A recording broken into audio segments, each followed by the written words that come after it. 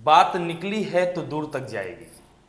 कहीं न कहीं आपने इस लाइन को सुना होगा, लेकिन हमारे देश की सरकारों को इस बात का जरा भी अंदाजा नहीं था कि किसान निकले हैं तो दिल्ली तक आ जाएंगे। जी आपने ठीक सुना, मैं बात करने वाला हूं किसान आंदोलन के। स्वागत है दोस्तों, मेरा नाम कृष्णा शर्मा है और आप देखना शुरू कर चुके हैं फरी टाइम। हालांकि मेरी लास्ट वीडियो में आपने इसको नोटिस किया होगा कि मैंने उस पर बात की थी किसान बिल क्या है, किसान बिल 2020 में कौन से वो 3 नए कानून हैं, उसके साथ ही साथ हमारे किसान भाइयों को उन कानून से समस्या क्या थी। हालांकि थोड़े थोड़े पॉइंट में हम समझ लेते हैं कि किसान भाइयों की समस्याएं क्या थी। पहली समस्या तो उनकी ये थी कि अगर ये हमारा एग्रीकल्चर जो मार्केट है अगर पूंजीपतियों के हाथ में यानी कि कॉर्पोरेट सेक्टर में चला गया तो इसका सीधा नुकसान हमारे किसान भाइयों को होने वाला है। और दूसरी बात, गवर्नमेंट उसमें तभी हाथ डालेगी यानी कि जो मिनिमम सपोर्ट प्राइस यानी कि एमएसपी होता था वो सिर्फ आपातकालीन टाइम पे ही लगाएगी, जैसे कि कोरोना काल में सैनिटाइजर और मास्क पे गवर्नमेंट ने अपना प्राइस टैग लगाया था। दूसरी समस्या ये, अगर आपने जमाखोरी कर ली तो उससे प्राइस बढ़ जाते हैं कि अनाज के प्राइस बढ़ जाएंगे, जिससे आम पब्लिक को डायरेक्ट नुकसान होगा। और आपको तीसरी की समस्या बता दूं कि एपीएमसी मार्केट में यानी कि एग्रीकल्चर प्रोड्यूस मार्केट कमेटी में क्या होता था कि वो सरकार के द्वारा निर्धारित होते थे, जिसमें धोखाधड़ी होने की कोई समस्या नहीं होती थी, जबकि नए कानून के हिसाब से पैन कार्ड वाला कोई भी व्यक्ति आसानी से व्यापार कर सकता है। और इस कंडीशन में क्या है कि पहले एमएसपी देती थी सरकार यानी कि मिनिमम सपोर्ट प्राइस, हालांकि अब नए बिल के अनुसार कहीं पे भी एमएसपी की कोई बात नहीं कही गई है, यह स्पष्ट रूप से कहीं बताया नहीं गया कि एमएसपी होगी या नहीं होगी। यही सारी जो कारणें हैं जो हमारे किसान भाइयों को बहुत परेशान कर रहे हैं, जिसके विरोध में किसान आंदोलन कर रहा है। लगभग आज जो है 28 से 30 दिन, अराउंड 1 महीना होने को आ रहा है इस किसान आंदोलन का, फिर भी सरकार कोई कड़ा स्टैंड नहीं ले रही है और किसान अपनी बात पर डटे हुए हैं।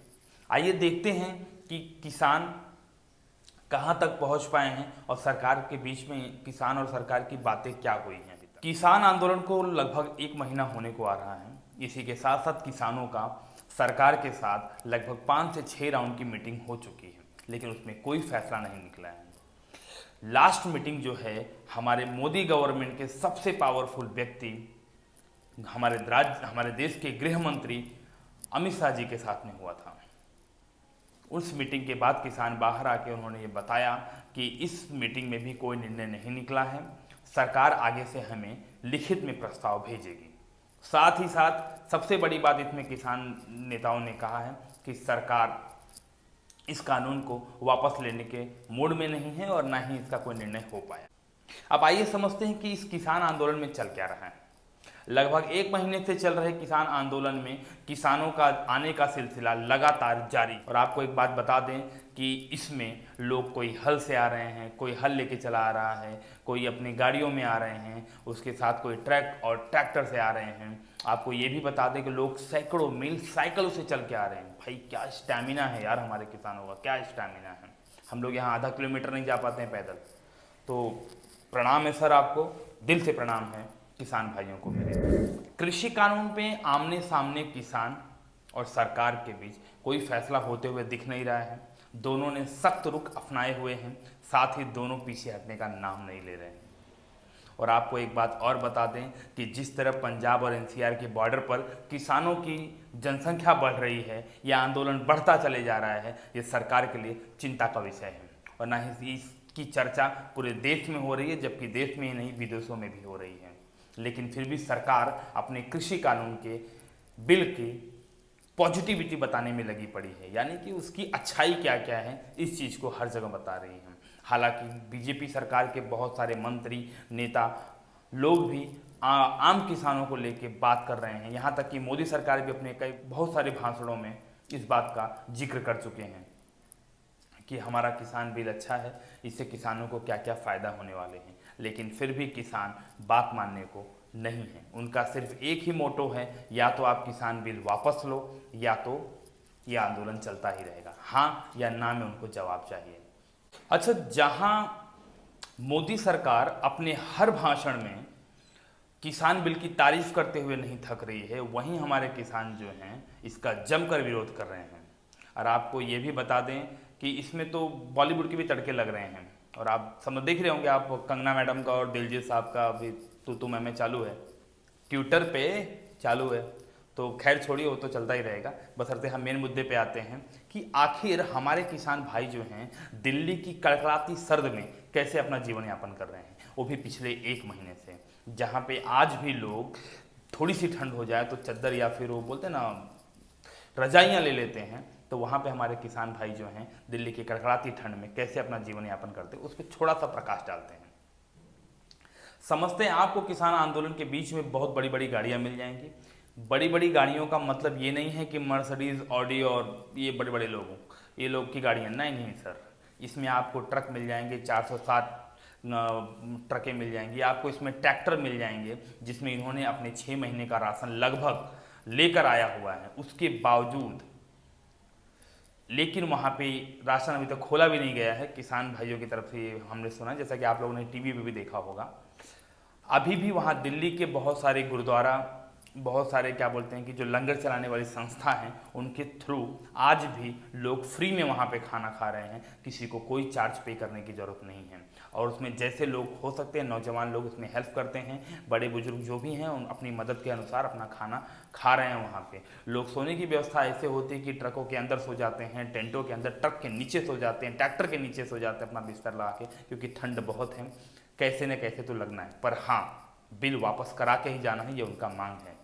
सरकार माने चाहे ना माने, हम तो तभी जाएंगे जब बिल वापस होगा। संशोधन नहीं सर, बिल वापस होगा तभी जाएंगे, ये किसानों का कहना है। उसके साथ साथ हम आपको ये भी बता दें कि किसान वहाँ पे जिस हिसाब से रह रहे हैं, उनका हर जो तरीका है वो काफ़ी यूनिक है।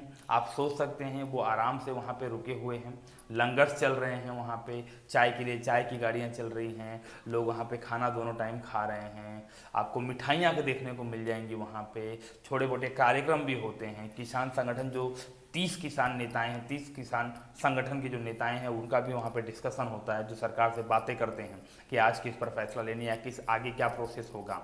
तो ये सारी चीज़ें भी वहाँ पर चलती रहती हैं। एक बात और आपको बता दें कि इसमें हरियाणा के भी किसान भाई सम्मिलित हैं। हालांकि पंजाब सहित देश के अन्य राज्यों से भी किसान यहाँ पर हैं, लेकिन हरियाणा के भी किसान इसमें सम्मिलित हैं।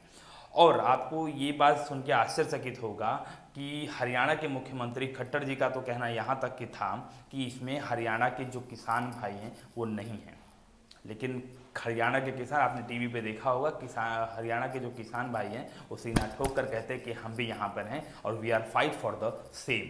तो ऐसा नहीं है कि किसान हरियाणा के किसान नहीं हैं, इसमें सब लोग हैं, देश के हर किसान इसमें सम्मिलित है। हालांकि इस बात पर मुझे हमारे देश के सरकार से गुजारिश है कि सर प्लीज़ थोड़ा सा ध्यान दीजिए आप, क्योंकि मैं समझ रहा हूँ कि आपने कानून लाया तो अब जल्दी वापस तो लेते नहीं हैं, लेकिन साहब ये हमारे देश के अन्नदाता हैं, ये हैं तो हम हैं, इस बात को आप नज़रअंदाज नहीं कर सकते। तो मेरा आपसे गुजारिश है कि जल्द से जल्द इनकी मांगों को पूरा करें, या उसमें जो संशोधन कर सके उस तरह की कुछ चीज़ें लाएं जिससे हमारे किसान भाई माने। हाथ जोड़ के आपसे प्रार्थना है, ये सिर्फ मेरे किसान भाइयों के लिए, क्योंकि हम भी कहीं ना कहीं किसान के बेटे हैं। तो आपसे रिक्वेस्ट करते हैं कि इस चीज़ को आप जितना जल्दी समझ सकें उतना आपके लिए अच्छा है, हमारे किसान भाइयों के लिए भी अच्छा है।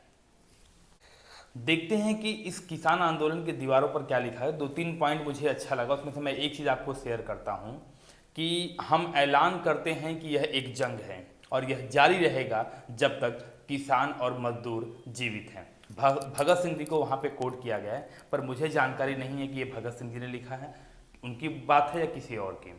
हाँ, लेकिन मैं इस बात को सहमत करूँगा कि जो भी लिखा है अच्छा लिखा है और मुझे अच्छा लगा। आई होप आपको ये वीडियो अच्छा लगा होगा, और अगर आपको अच्छा लगा तो प्लीज़ मेरे वीडियो को लाइक करें, शेयर करें, और अगर आप इस चैनल पर नए हैं तो सब्सक्राइब करना ना भूलें। तब तक के लिए जय हिंद।